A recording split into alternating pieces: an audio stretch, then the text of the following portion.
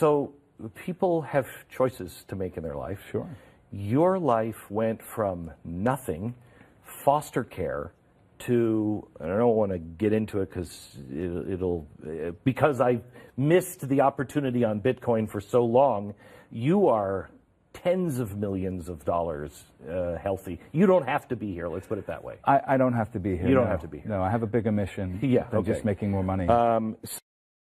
Quite honestly, it's a huge transfer of wealth that's happening right now. The last time I saw something like this was back during 1994 to 1995.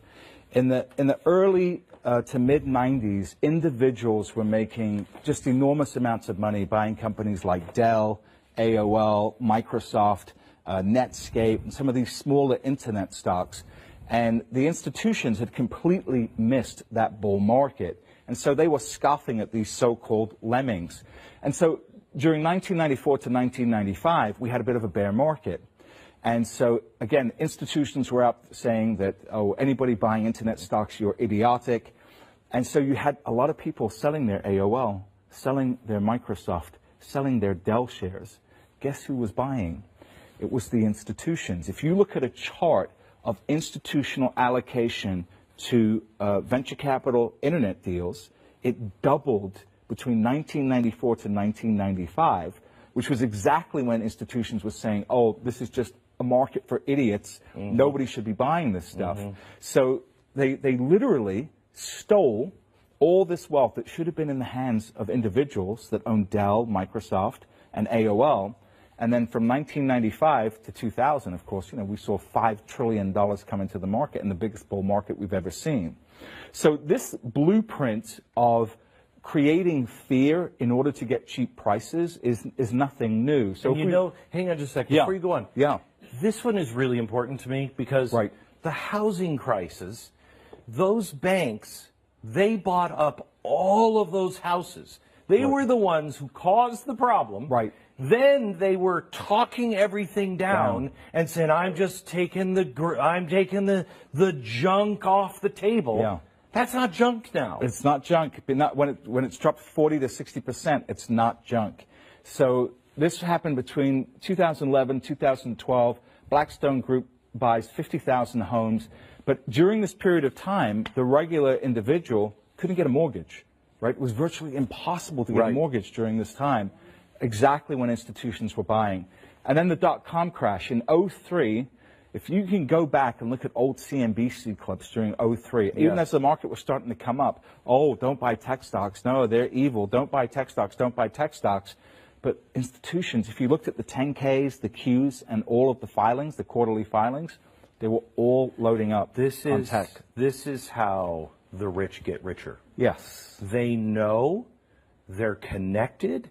A lot of times they're coordinating without the insider trading. This is not illegal to do. No, manipulating the news cycle, if you're smart about it, is they can get away with it. Nobody's ever been arrested for anything like this. So now, with crypto, I know personally, I know people that would have gotten in or stayed in if these people weren't saying what they're saying. Right, and so this has really been extremely egregious. So on September 12th, Jamie Dimon says Bitcoin is a fraud. He says he'll fire any one of his traders buying Bitcoin. Bitcoin drops 24%. When Jamie Dimon speaks, people listen. People listen. So that weekend, we found out that the largest buyer of a Bitcoin fund that's in Europe that buys physical Bitcoin, right? The largest buyer was Morgan Stanley and JP Morgan. And that's not illegal. He says it's a fraud. It says he'll fire anyone that buys it. Yes. And at the same time, his company is buying it. His company is buying it. It's just, so unethical. Right. Okay, George Soros. George Soros, in January 24th, price was already down, calls Bitcoin a bubble, says Bitcoin is the worst, the worst investment in the world. Don't buy Bitcoin. Don't buy Bitcoin. Basically throws gasoline on the fire at this point.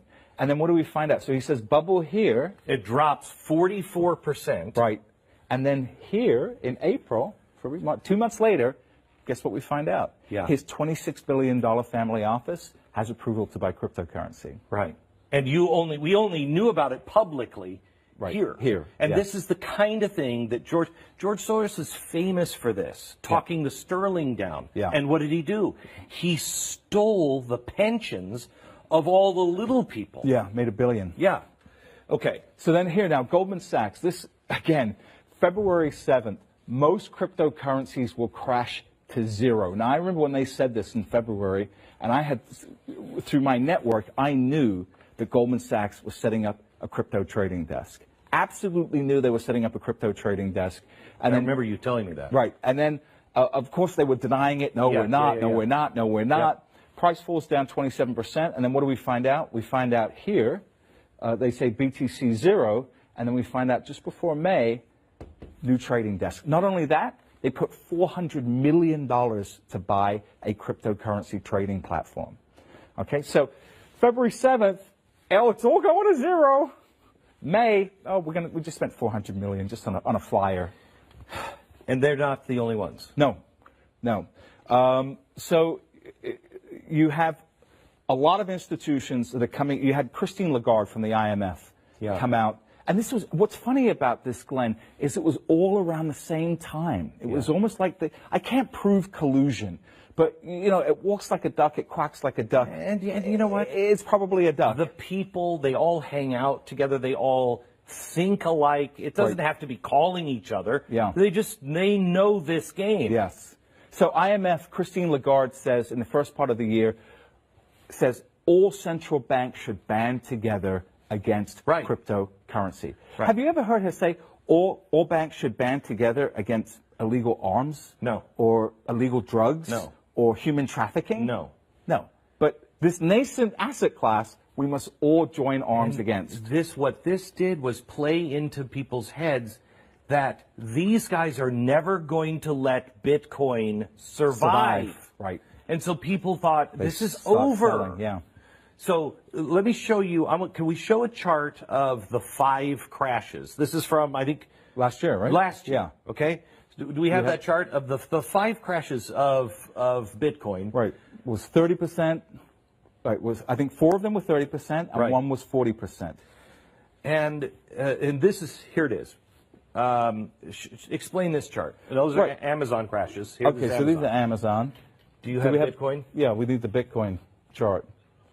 We are all right, so good. They'll come up later. Okay. Yeah. So what I want to talk about now is one of the key lessons I learned from being involved in the market so long is rather than listening to what people are saying, look at what they are doing. Correct. So this is what we should look at, and this is what I want people to focus on now. Billionaire hedge fund manager Stephen Cohen, who's worth between $12 to $14 billion, by far the smartest hedge fund manager in the world, I would say of the last century, is buying Bitcoin. $6,800, buying Bitcoin. Mark Lazary, Avenue Capital Group, worth about $1.7 billion, has put 1% of his net worth into Bitcoin at around this price, $7,500. Andreessen Horowitz. Mark Andreessen. That's right, Mark Andreessen. An early investor in Airbnb, Skype, Facebook, just launched and Coinbase just launched a $300 million fund. Wellington Capital, they have $1 trillion in assets, are starting to get involved in Bitcoin futures. Susquehanna, the 12th largest trading firm by volume, they now have their own Bitcoin custody department, their own trading department, and they're trading Bitcoin and Ethereum. Goldman Sachs, this new CEO, David Solomon, the most pro-Bitcoin / cryptocurrency guy on Wall Street. The most pro Goldman Sachs. Goldman Sachs. He's the new CEO. He's coming into power shortly. BlackRock, this announcement just came out, the world's biggest asset manager. Now, last year, Larry Fink says, oh, you know what cryptocurrency and Bitcoin's good for? Money laundering and drug dealers. Right? So, again, if you look at what he's saying, you're going to sell your Bitcoin, right? You're going to say, oh, this is all BS. But guess what is happening now? They're going to launch an ETF. They're looking at an exchange-traded fund that will allow anybody with a brokerage firm to make it as easy as hitting a buy button to go out and buy Bitcoin. So you've got to look at this preponderance of evidence, right? All these people are already wealthy. All these people care about their reputation. If Bitcoin is such a trashy asset, Why are all these people getting involved? This is it's really interesting because this is kind of like, in a much more positive way on this side than what these people are doing. It's kind of like with Donald Trump. You don't listen to what he says because he'll say some stuff that's like, what? Watch what he does. Right. Because what he's doing is making sense. If you're a conservative, it's making sense. Right. And it's moving orderly. But what he says sometimes is almost misdirection. Yes. That's what they're doing. Misdirection. Okay.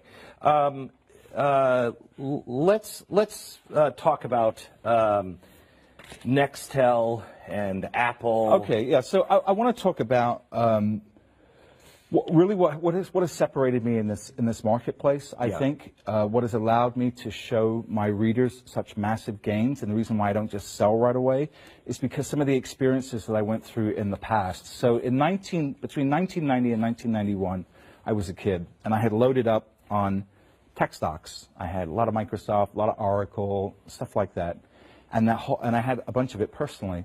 And then the whole market crashed, and my Oracle went down 85%. Right, on a split-adjusted basis, it went down to 12.5 cents a share, and I got scared out of a lot of it, and I sold a bunch of my Oracle, and I sold a bunch of my Microsoft, and because it was a crash, just like we're in right now. Right. I went back and I looked at the math, and by the end of the decade, don't do that. if I had held those positions, I would have been $20 million richer just on two stocks. On two stocks, right? That was the magnitude of that move. And you would think I would have learned my lesson. In 2003, we had another crash. I sold my Nextel, which was a great company. Yeah. Sold it at $2. Less than a year later, it gets bought out at 14. 2003, I'm super early on Apple Computer. I'm in at like a split-adjusted basis of around $1. Oh my God. And owned it for a couple of years. I thought I was making a killing on this idea, sell it, and if I had held on to it, my clients, because of the amount that we owned, collectively, my clients would have made $49 million. Oh my gosh. Right. So these lessons are very real, Glenn. Right. And so I have been through this cycle over 3 separate decades, and I've got a do-over now, right? 23 years later from 1990, I've got a do-over. And so my mission here is not only just to grow my wealth, but to help America grow their wealth too. I mean, the average American investor got blown up in 2003, got blown up in 2008, and their savings have just been absolutely demolished. This is a chance for people to rebuild. To rebuild and rebuild in a dramatic, possibly generational sort of way. Without risking a lot of money. A lot of money. Okay. So I'll just encapsulate this. What you're saying is they've played their card. Right. They've driven the market down. Yes. These kinds of early techs, we'll show you here in a minute, it's very volatile. But then at the bottom, they say, don't go in, it's going to crash, it's going to be worse. They all start buying. Yeah. You're saying now is the time to get in. Now is the time to buy. Because they're coming. Yes. And once they come, you will see this market absolutely explode to the upside. So now let's go back to the 5 corrections. This is 1 year. That's just last year. Yes.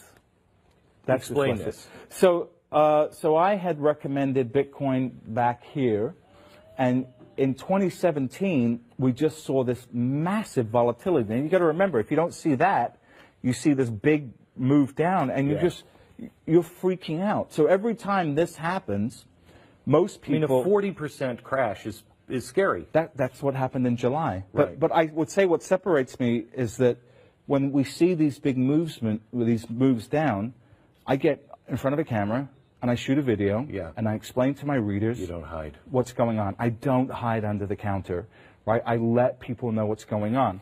And here's the really important part here. If you buy at the low, right, at the next crash, you're still higher. Yes. You buy here at the low, the next crash is here. Yes. You buy here. So if you're buying at the crash, right, even if you buy at the high, you're still higher. Even if you buy at the high, you're still higher. Even if you buy at the low, the next crash is here. Yes. You buy here. So if you're buying at the crash, right? Even if you buy at the high, you're still higher. Even if you buy at the high, you're still higher. Right? Even if you buy at the high, you're still higher than the last crash. Right. So this is one of the reasons why I say that Bitcoin is not a bubble, because if you look since 2011, we've had 4 major moves from lows to high, from lows to high. And even if you bought at the high of each move, you have still made money. Right. And that can't happen in a bubble. No. That can't happen in a fraudulent asset class. Okay, so the stock market is different. It crashed like this, 39% or 30%, but that was 10 years ago. We don't have those wild swings. Right. But early tech does. Can we go back to Amazon and show the difference here early on with the crashes?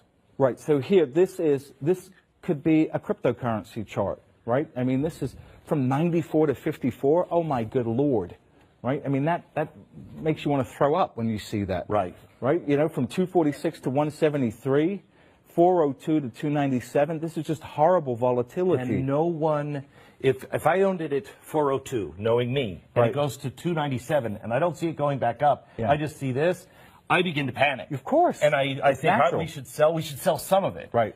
No one in their right mind today would say sell Amazon. Right, correct. Right? Yes. They would say, oh my gosh, you've got Amazon stock, when'd you get in? And so this is the special sauce of what we do, right? How emotionally the average person can't handle that. And so I recognize that, which is why I recommend small positions. Okay. Because if you're not risking life-changing money, then you have the ability to handle that kind of volatility. Which is when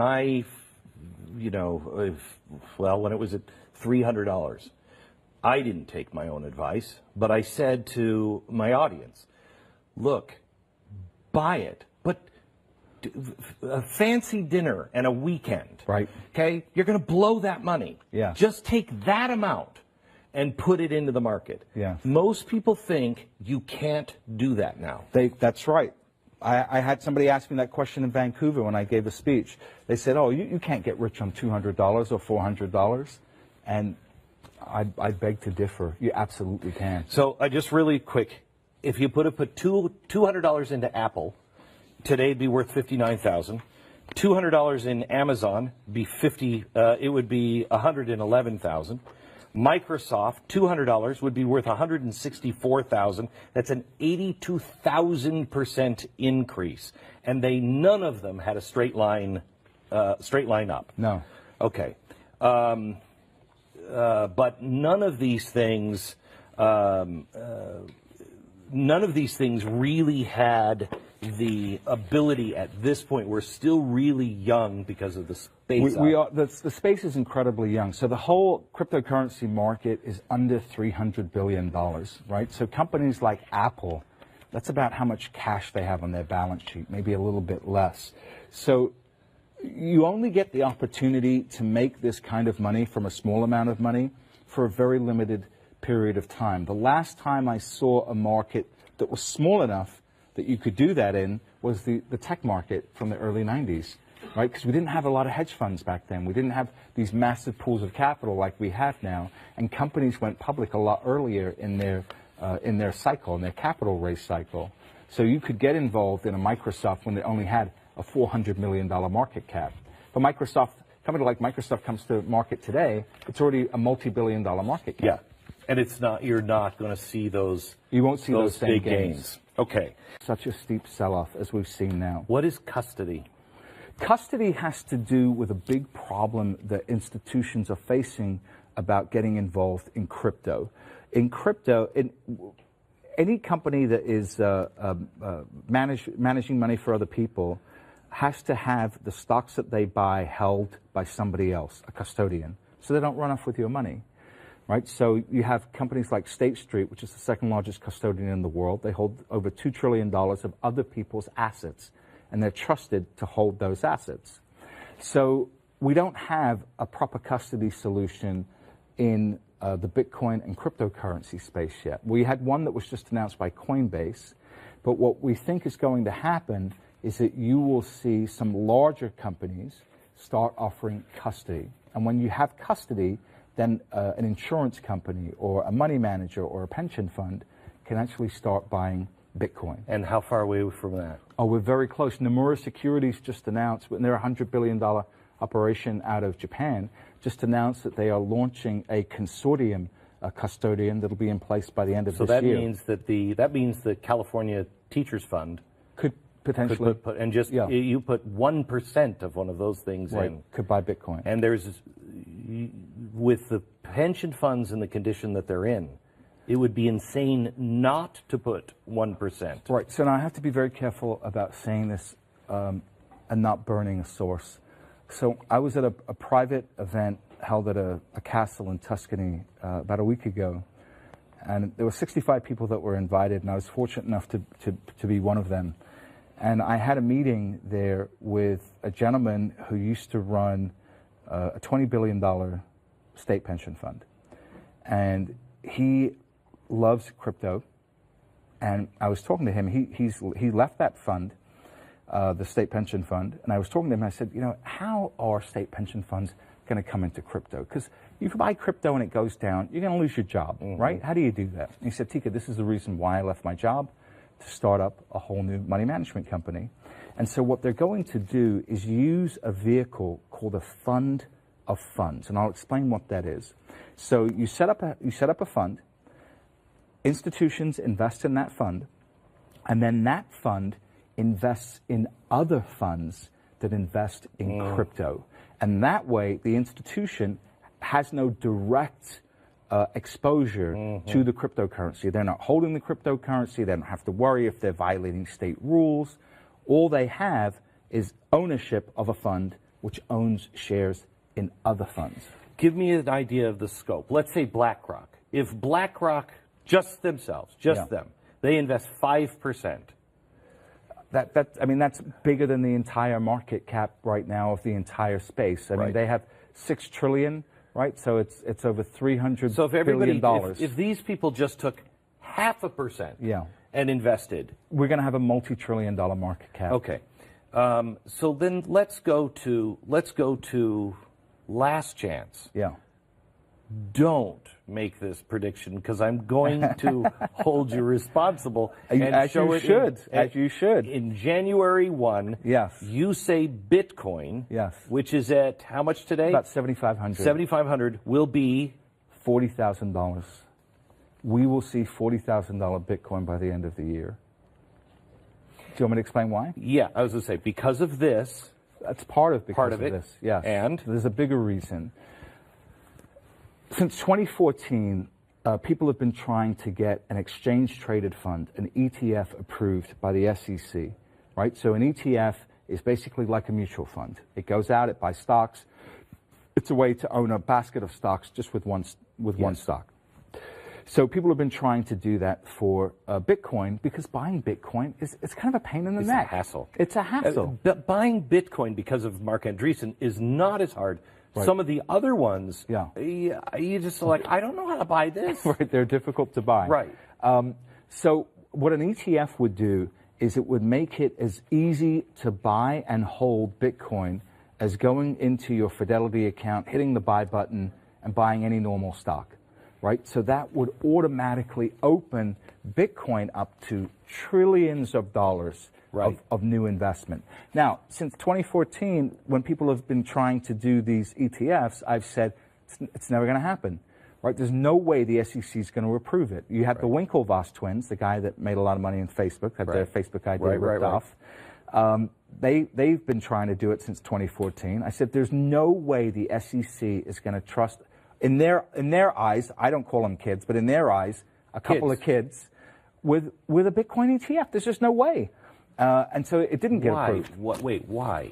Because they don't understand it. Two, they don't trust the Winklevoss guys. They don't know them. They're not Wall Street guys. Okay. And they don't think that they have the ability to protect the assets and protect the end users. Right. So they want to make sure that this doesn't become a giant disaster. Because they lose their jobs. Right. Everybody at the SEC will lose their job. Yeah, well, that's not the point. Right. Everybody in the country would lose their money. I wish they would. But they're not thinking that way. They're not thinking that way. They're thinking about their jobs. Okay. So then you had two more established players, VanEck and SolidX, come and try and do an ETF. And I said, okay, this is more interesting. Maybe they have a shot.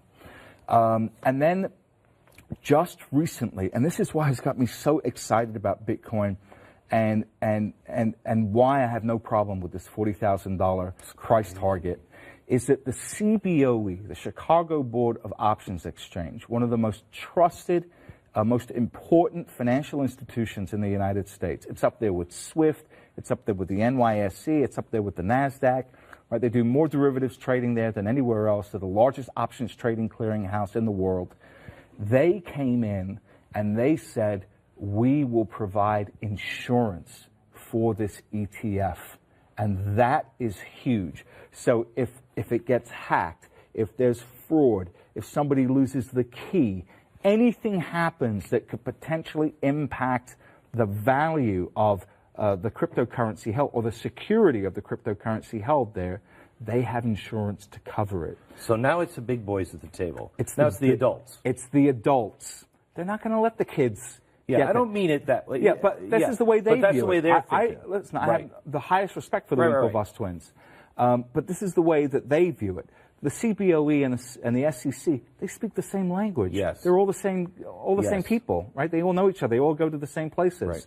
So the fact now that the CBOE has put their stamp of approval on this, and I've never said this, unequivocally means that this ETF is going to get approved. Unequivocally. The earliest it could happen is August 16th. The latest it can happen is Q1 2019. Okay, so within this time frame, and I think we're going to get closer. I don't think it's going to happen August 16th. I think it'll happen closer to the end of this year. But I think as people start realizing that this is actually going to happen, they're going to reprice Bitcoin. Will that change the stability of it, or will it still be very volatile? Bitcoin will still be wildly volatile. Okay, all right. It's going to continue to be volatile until it's a multi-trillion-dollar asset. Okay. Give everybody something for free here. 3 predictions, or 3, I hate to use predictions, 3 things that you have analyzed that you say, these 3 cryptocurrencies you should invest in. Okay. All right. Well, I can't give personalized investment advice. What I can do is tell you 3 ideas that I absolutely love. I can tell you a little bit about them, and I can tell you what I believe they will do in price. How about that? Yeah. That sound good? Good okay. enough. All right. Well, the first is no surprise, is Bitcoin. I think Bitcoin will 5x from here. I think it'll go to at least $40,000, potentially $65,000 once we actually get the ETF launched. But there's more going on with Bitcoin than the ETF that I haven't told you about that I want to get into right now very quickly. Sure. So the narrative behind Bitcoin is what? It's slow. Yep. And it's expensive. Yes. Right? It's like the Stone Age of blockchain. Yes. So there are 2 things happening that are going to change that. One is called the Lightning Network, which is a protocol that will allow thousands of transactions per second to take place. So if I go to a store, I go someplace, I now have to wait 10 minutes. 10 minutes, right. But I won't have to wait the 10 minutes? Not with the Lightning Network, no. And more importantly, it's taken the cost down to do a transaction from several dollars to a millionth of a penny. So it's free, essentially free. It's essentially free. Now, what happens is, and I saw this in the 90s, is that people look at a technology and they say, like the internet, and they say, well, you can't even download a picture. It takes 10 minutes to download a picture. How are you going to stream movies on that? You guys are crazy. You've got your head in the clouds. And technology is an iterative process. It continues to improve. And so what's happened with Bitcoin is that people have this old view of what it was rather than focusing on what it's going to be. Can I give an example of this? Yes. When I left Fox, they laughed at me. They said, come on, you're not doing that internet thing. And I said, yeah, I am. They're like, that's crazy. Nobody watches TV on the internet. This is before, Netflix and HBO and me. We were the only ones that were doing this. And it was crazy. And when we first started talking to people, we said, I know there's a problem with buffering, etc., but soon everybody's going to be watching TV on that. Right. When's the last time you watched, NBC, Broadcast CBS? TV? Nobody watches it Nobody anymore. watches it anymore. Yeah. It's over. Okay, Yeah. it's still out there, Yeah. but it's now over. That's been 8 years. This right now is the same thing. People don't see over the horizon because we're so used. It's so big. Who's going to destroy the networks? Right. Well, the happened. internet. Right. It happened. So it's the same kind of thing. It is the same kind of thing. It's difficult for people to visualize a world different from the one that they are currently in. It's the same thing with smartphones. People couldn't understand how smartphones could be as transformative as they were. So the last piece on Bitcoin I want to talk about is something called RSK. And this is really important that no one is talking about. And this is kind of like the inside scoop here. RSK will allow developers to create what are called smart contracts. So a smart contract is a piece of code that can execute and actually do something, right? So it says, if Glenn does this, then Glenn will receive that, right? So it's an actual programming language that you can use and build real applications on. When you match that with the Lightning Network, so your transactions are virtually free and they're incredibly fast, what do you have? You have a whole new internet that you can build on, right? You have a whole new development platform that you can build on and have the entire security of the Bitcoin blockchain behind you. So that's coming from Bitcoin. This is coming from RSK, which is a development team called Rootstock. So that they're developing that now, and by the end of this year, RSK and Lightning Network are going to start to propagate across the network. Yeah. So here's to think about it. It's the functional equivalent of going from a dial-up modem to broadband in a year. Wow. Right? Think about what that did to the internet, how it completely changed the internet, how much value was created when you were able to do that. And so that's what's happening with the Bitcoin network.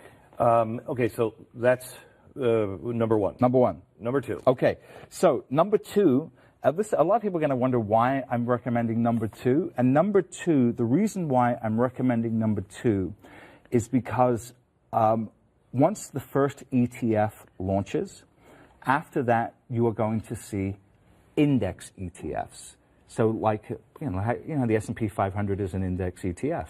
So what I think will happen is you will see ETFs launch that will give you a basket of coins. Right, okay. Right? So that's going to be another huge, you talked about how much of a pain in the neck it is to buy other coins. Yeah. It's a nightmare. Yeah, it is. Right? So, I mean, we walk you through it. We have videos how to do it, but it's and difficult. they're all different, and it's crazy.